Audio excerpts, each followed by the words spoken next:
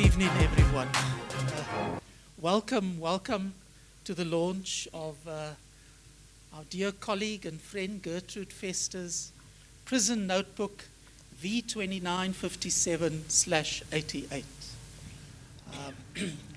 Gertrude, really wonderful to have you here, and I know Gertrude fairly well. I'll explain how, but I know this book has been long in the making. It's been decades in the making.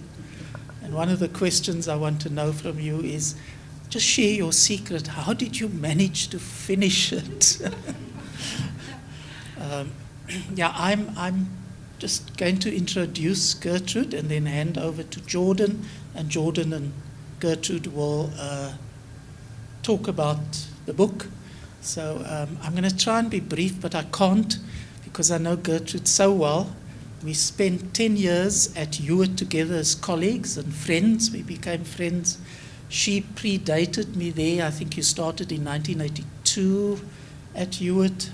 And we worked there till the college closed in 96. So I really know Gertrude from that period on. And I must say that Gertrude, if I can say a few things about that Hewitt time, Gertrude was always very, and I want to say vivacious, but that word has got sexist overtones. So I would say she is very alive, very animated, as she still is today. And her presence at the college for students, for colleagues, was always a very affable and affirmative presence that continuously prompted us with a gender warriorship about questions of gender whenever whatever we did and spoke and discussed. I don't know how many of you have read the book. Not yet. You will find quite a lot about Gertrude in there that a conventional introduction would have done. What Gertrude has done post-1994, the huge contribution she has made to education as a professor in Rwanda, right through to her honorary professorship at the Center for African Studies at UCT, and work in the Khoi and San Center at UCT as well. So a huge range of accomplishments. But this book is really about her life as a comrade in struggle against racial oppression and for freedom. And going together with that, the book is continually inflected with what I think of as this gender warrior, constantly reminds us of something that we as males and as struggle comrades often neglected, ignored, was, the questions of gender that were associated with freedom. So Gertrude, that for me was one of your abiding contributions to my own consciousness. The book takes place in the years we were together at Hewitt, and centers on the time from about 88, the 2 years till 1990 when she was imprisoned in solitary confinement and on trial for her work as part of the ANC at that point. So, in a sense, this is a prison memoir. Right at the back of the book, you'll get more information, and most interestingly for me, a part that really engaged me was the front part, the initial part of the book, where you learn about your childhood, those formative years in family and community, and in the church. So I'm going to say welcome, Gertrude. Thank you all for supporting, and over to Jordan and you. Thank you very, very much. Okay, firstly, thank you for being with us here tonight. It is, it goes without saying that it's an honor and a privilege to be sitting here with you, and I'm actually saddened that it took me reading this book to know about you, to know about the things that you've done in the city. And, I say that as a young black woman from Cape Town. And I think, I don't like these type of things, but after reading your book, I think it's very appropriate to say thank you. Thank you. The feats that you managed, the paths that you paved, but okay, I know we need to get into the question. So I just wanted to start off with saying that I think it's really an honor to be sitting here with you. And for me, as a young activist in Cape Town, I hate the word activist, but as a young activist in Cape Town, I found your book not only inspirational, but also educational, if not instructional. We, as young people, are dealing with or trying to grapple with the current reality while still, kind of trying to understand the enormity of the intergenerational trauma that, is gripping our country, our continent, the world, us as individuals. And I found so many aspects of your book to be extremely relevant to these specific struggles that we're still facing. And so I know everyone here probably is very interested, just hear you talk about your life and to just sit back and listen to all the stories. But a lot of my questions, I think, is grounded in the struggles of today, and not using is the wrong word, but reflecting on your struggles and how we can inform our strategies today, if that makes sense. So this is maybe a bit unorthodox, and you are going to have to forgive me, but I wanted to start with what I would perceive as the elephant in the room. It's a bit of a tense question, but I thought let's just get it out of the way and then we can move on. But I saw the foreword was written by Lynn Brown. And at first I was a bit confused, so I was like, the former minister, the Gupta associate, and I read the book, so I know your history together. And I think this also leads back to a line specifically that you say, as a proud ANC member. And so I just wanted to get that out of the way. As a young person in South Africa, we grapple to still understand this hold that the ANC has on our parents, on our grandparents. And we understand it. We understand what has brought us here. But when we look at the current reality of our people, of ourselves, it's hard to still understand why people such as yourself have not divested from the ANC and people associated with the ANC. Good evening, and thanks. It's good to be here. And thank you so much, Noel and the team, for facilitating this. I think it's very exciting that this area in which I live now has its own university. So I've been telling all my friends about it. But I think it's a very interesting and exciting evening for me, because here is a colleague from the UDF days in Kensington, Roger. I think it was from 1985 or even, earlier, sorry, 83. So it was probably 82 when I was UWO. So Roger's here. And then a very, very big and important part of my life was at the teacher training college. It was such a privilege. And welcome to my friends who have just arrived here, and they've come very, very far. And they also didn't know this area, so I'm happy that they're here.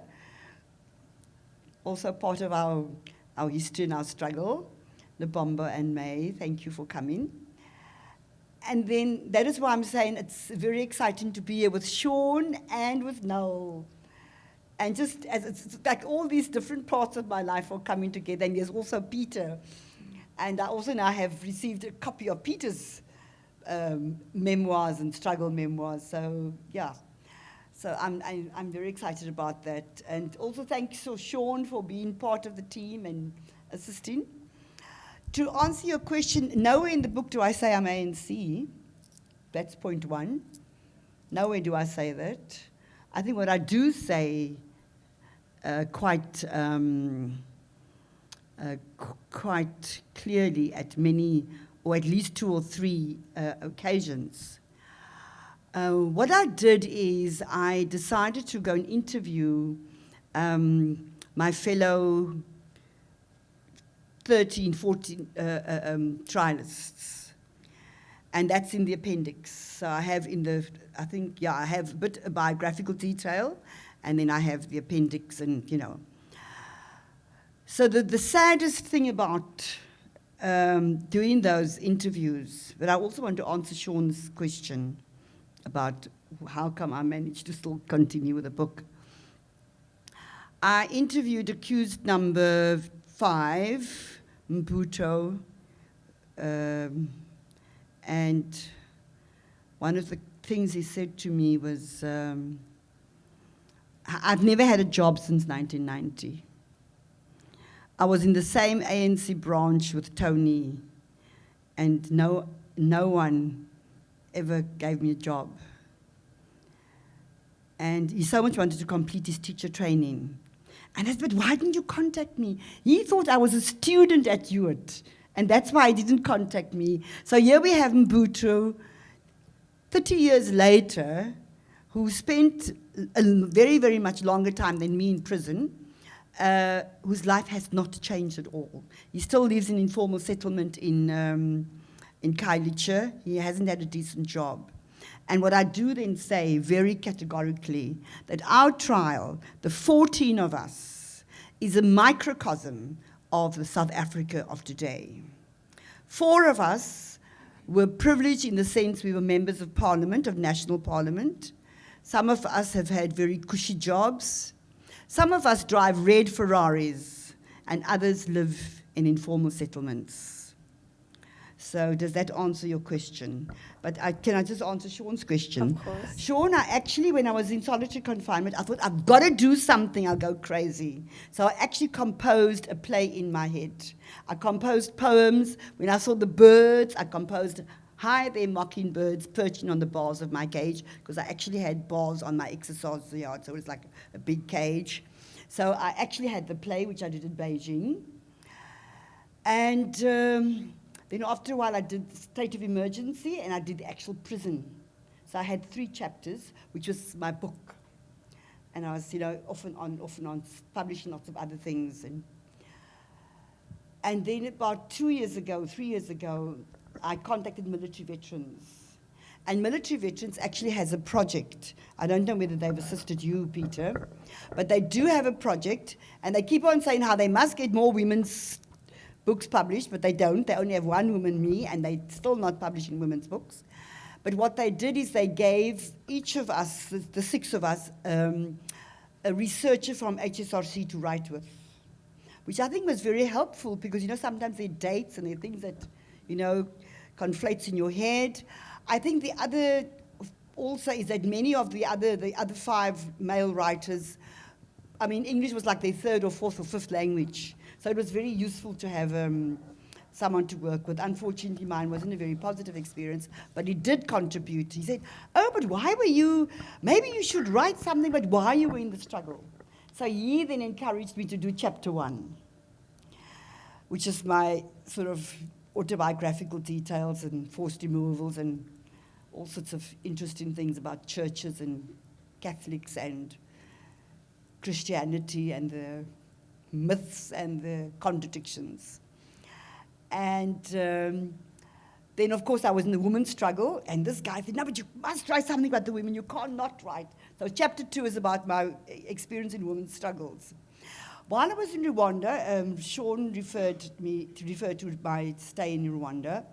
It was such a privilege to live in a country where they actually took reconciliation, forgiveness, transformation seriously. And I know, and what's his name, Cliff now, he's at SOAS, comments on how divided academics are about Rwanda and that Kagame is a dictator, etc., etc. But I must say it was so incredible to live in a country 3 months of that year, of each year, is devoted to memory. And it's telling of stories, sharing of experiences, confessions as well. And we all do something. And like, for example, I built an entire wall of a house, a mud house. So we all do things for victims of, so it's really, so of course, you know, when I came to South Africa, I would like to interview my torturer. So of course I asked Lynn and I asked all the other ministers, please try to get hold of him because he was part of correctional services in Cape Town. And none of them could give me the numbers. But I think they didn't want to give me the numbers. I remember one minister saying, but what does Gertrude still want to do with this, you know? But I was determined, and I came home one holiday, and I just phoned every single police institute, and they said, no, but Andre de Toy, there are thousands of them. I said, no, there can't be so many generals, and because every time he arrested us, we got a promotion, and he's a general, and he's 60 odd. So I eventually got his number, and then I phoned him, and I was very scared to phone him. But I'm telling a very long story now, eh? I'm sorry. No, we're listening. And I was so scared to phone. And one day I was in Canal Walk, and there were like hundreds of people around me, and I somehow thought that these 100 people are my support. So there I was in the middle of Canal Walk. It was near the Postnet, actually, I remember. And I phoned him. I said, I don't know if you remember me, but this is Gertrude Vester. He said, yes, of course I remember you. And do you know what happened? The tables just turned. It was my phone call. He started accusing me of saying bad things and wrong things and lies about him. And you forget that I gave you, my wife washed your washing, and I don't know. And I just cringed. I became that victim again. And there I was in all these hundreds of people. I thought, look, these are my support. And I decided I must take. I said, excuse me, this is my phone call. And I would like to speak to you. And I never ever use your name. And I never used his name at all in all my writings, in all my poetry for 30 years. But with the HSRC guy, we just discussed this. And he said, Gertrude, use his name. I didn't know why I thought I should. I don't know if it was a type of protection or it was what do they call it? Is it the Scandinavian syndrome or what's in Stockholm? I knew it was in S, I knew it was in North. Stockholm syndrome that I didn't want to. So I said, no, this is my phone call and I'd like to know if I can interview you. Oh, I'm not sure. I said, okay, I'll send you an email. And he gave me an email address and da-da-da-da. And, well, he didn't want to interview me. He didn't want to. But anyway, he gave me permission to put his entire email in the book, and that's also in the appendix. So that's why there's a chapter on Rwanda, because this guy said to me, why were you so determined? You know, the Calvinist Christian, but they're still always alive, you know, in one about forgiveness and love your enemies type thing. Okay, I've answered your question, and I think I've answered your question. Yep. But you know, while we are here, this was actually one of my questions a bit later on, and I just also want to say I'm very interested and excited to talk about, firstly, your experience, you know, as a student, and then also as a teacher, educator, lecturer in 1976 in the 80s, and then also, of course, the women's movement, which is extremely interesting, and we're going to get into all of that. But there was a question I also had. Ahmad Dango, he wrote Bitterfruit, you know, and he actually talks about this chance encounter that he has with someone who had tortured him after democracy. And in the book, you also mention a conversation that you have, and, you know, someone asks you, someone in the police force asks you, or says to you, you know, I'm going to be in the new force. And you say, I think the tone was quite derisive. You say, no, we're going to have a Nuremberg trial. There's no way, Jose, right? And you know, it was so interesting to read about not just your experience, but also the co-accused after release from prison. And so, you know, I think we like starting with the heavier questions, but I'm very interested in how you must have found the 90s. You know, I know you said you were, you know, in national parliament, and there was, you know, a wide variety of activities that you participated in from a place of privilege, let's say. But to see decades of your life, the work that you had done, the sacrifices that you had made, the people that you had lost, to see all of that become this Rainbow Nation propaganda, to start talking about Born Frees, and then maybe the early 2000s come and people start seeing the crack in the Rainbow Nation. And I just wanted to understand from your perspective, especially from your specific positionality, how did you, because that would have left me enraged, how did you deal with that and your subsequent trauma, but also then the trauma of seeing the dream deferred? Well, the first thing I think I'll just tell a little anecdote. Now, as Sean said, I was linked to the San and Koi Center at UCT, and we had a conference just before lockdown, 2019.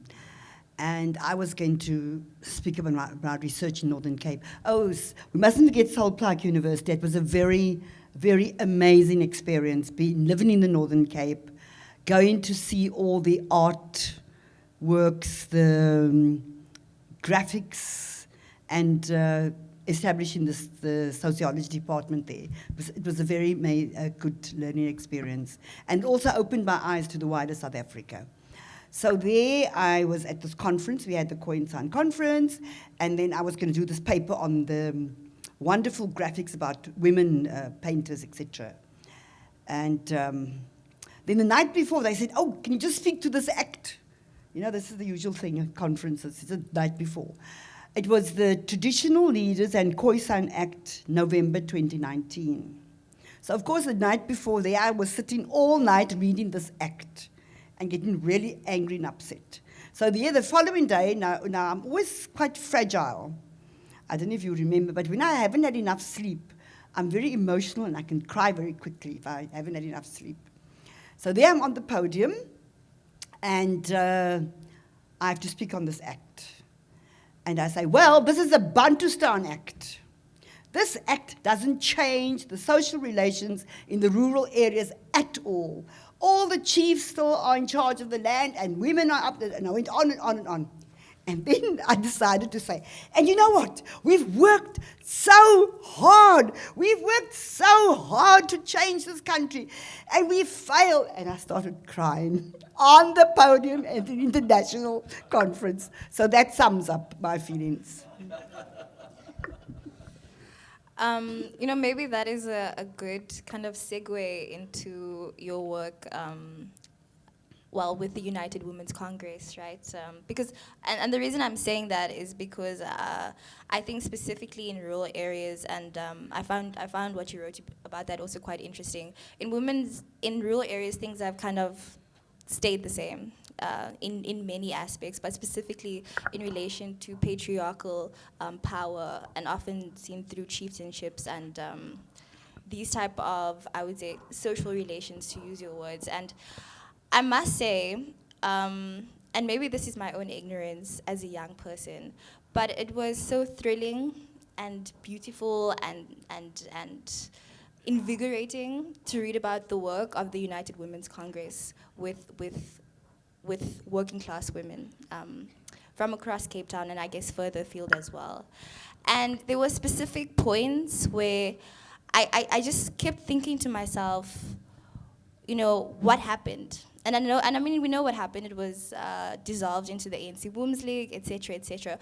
But it seemed that the structures built, that the relations built between women from these different socioeconomic, different racial backgrounds was essentially the ingredients that we needed, to undo, to change, to actually have freedom.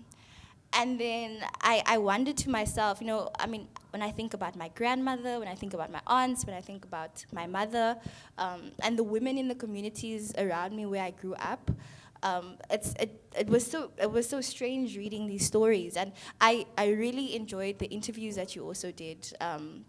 So I guess and again, just going back to me, kind of using this moment to get as much wisdom as I can from you, but how do we start rebuilding these structures?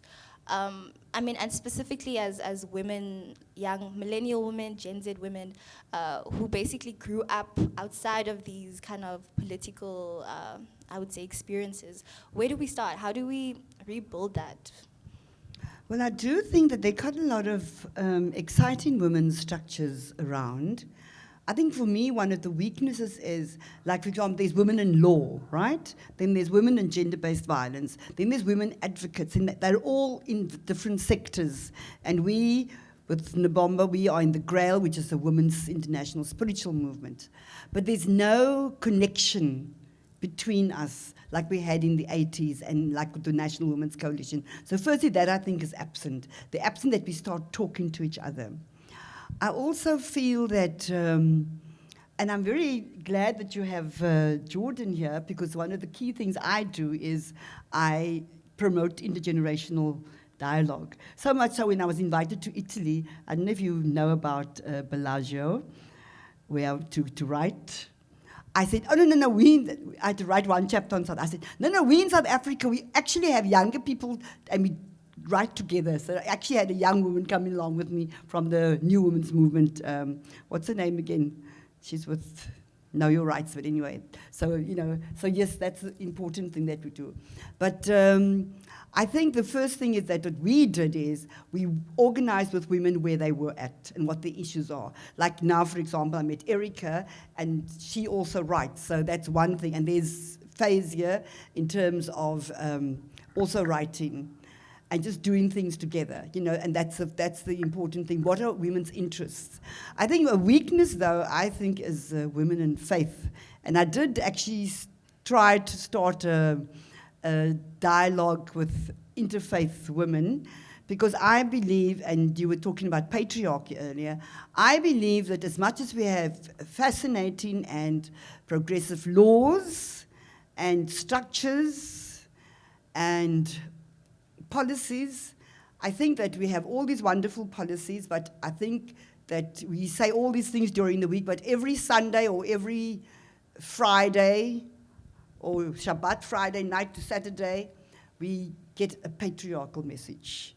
So I know it may not be what people agree with, but I think that all the good that we do in terms of gender equality and human rights is sometimes overturned by the churches. I mean, the Catholic Amen. Church still doesn't have a woman. In fact, a Catholic friend of mine, Bombo, Anne Hope, said, I think the Catholic Church will allow men to marry, clerics to marry before they actually let women become priests. And I think I agree with her. So I think as long as we have those bits of the religion and culture, I mean, this act around men, I mean, only males, to be the chiefs mostly. And even in the Khoisan movement, male defined. Lots of work to be done. Oh, it's really, so there's a lot of work to be done. I think what we need to I think it's just to work with people who have, what are our interests and how together we use our interests. And maybe that's a starting point, but I do think that there must be the intergenerational dialogues. No, I completely agree. And just reflecting and specifically about intergenerational dialogue. So when I was at UCT for about a year or so, I was the head of an organization called Patriarchy Must Fall, which was kind of adjacent to Fees Must Fall. And, there was a very specific point that you made in your book, and you talk about the use of the word politicize is too strong. We need to look at the individual needs of women, and so we didn't hold long political education sessions on, the second wave of feminism. What we did was we responded to women's safety on campus, which was one of our biggest issues.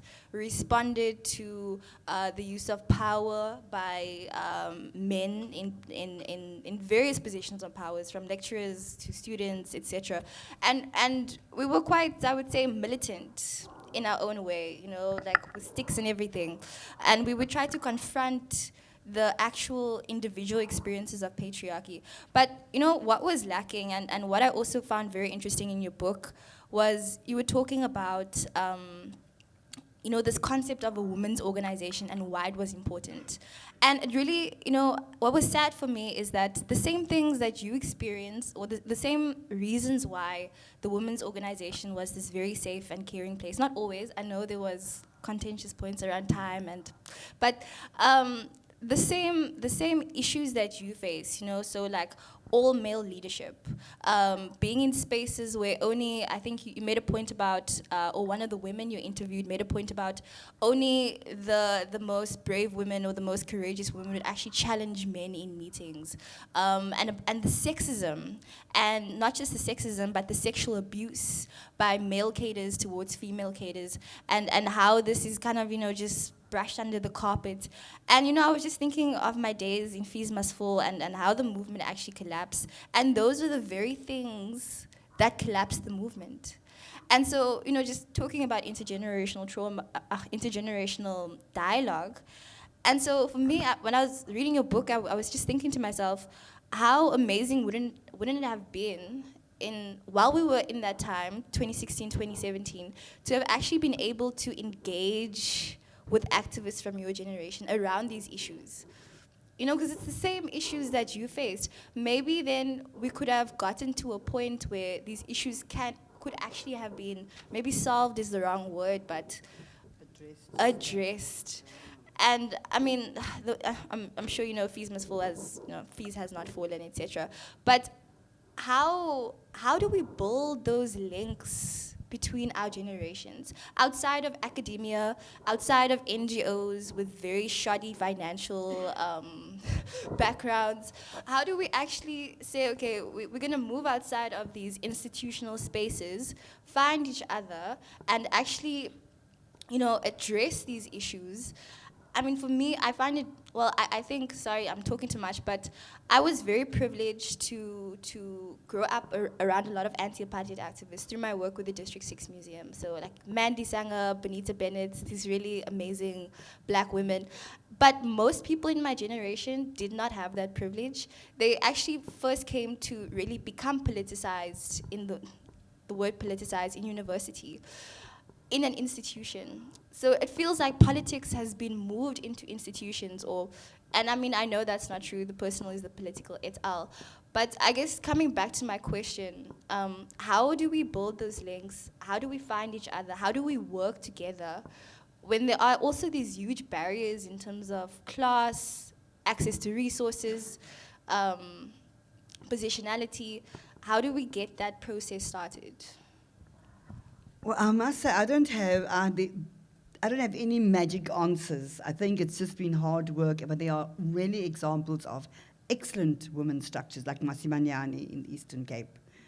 Leslie Ann Foster initiated that. So there are pockets of wonderful things happening all over. It's just not as high profile. But I think I also want to emphasize, when I was speaking about patriarchy earlier, I don't actually want to throw patriarchy at the foot of men, because I think we as women also often internalize patriarchy, and we also, when I was a Commission on Gender Equality, one of the constitutional tasks is to monitor. And we actually did some interviews with people, and how they were saying how they found themselves very oppressed by women bosses, for example. And I think I should actually memorize that poem that I wrote about internalized patriarchy. I was in Accra. I was part of an international festival, and there were all I think they were probably Emmas, with all their turbans and. We in South Africa were so Western. We actually are so Western. I mean, I've lived in Rwanda and other African countries. People are all wearing traditional clothes. And there were these three men sitting there. And I walked past and I greeted them. But you know what I did? I wrote this poem after. I couldn't understand why I had this almost humble demeanor as I passed them, And as I walked up, what have I just done now? What have I just done now? I have just a woman just almost literally curtsying in front of these men. I was just so shocked. And I said, that's my task. I'm going to memorize that poem so I could say it.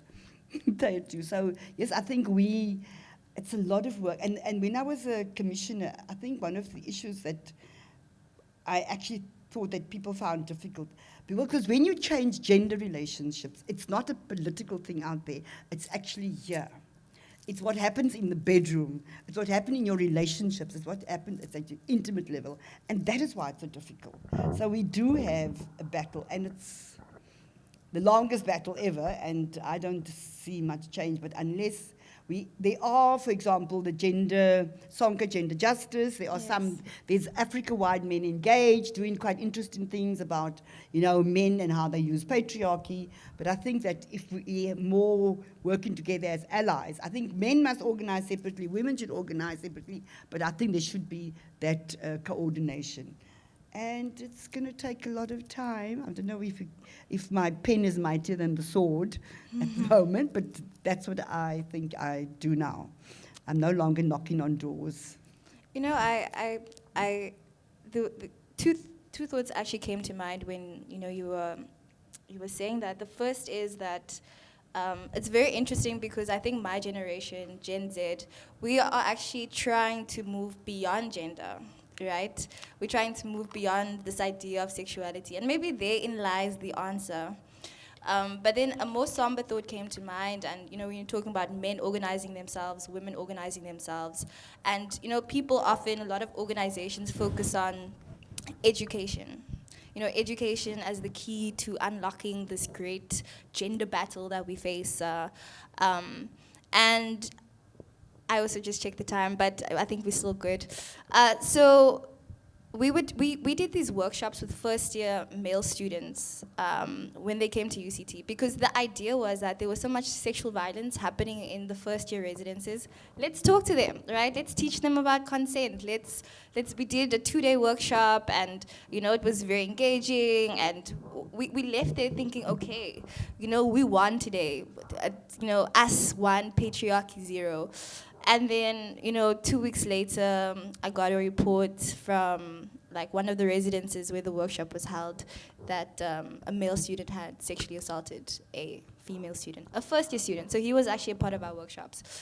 And at that moment, I think a lot of us really kind of became very cynical very quickly. I use the term lost our hope, because I think patriarchy and sexual violence specifically, it's not about education, it's about power. But then, just to come back to something that I found interesting in your book on this specific point, but it's about accountability as well. I think that's also something that my generation really focuses on. So people talk about it very dismissively as cancel culture, but it's accountability. And I find it cancel culture. So basically, to summarize, let's use R. Kelly as an example. So my generation, we believe that R. Kelly, we don't want to hear his music anywhere we go. If I hear R. Kelly's music at your house, I'm leaving.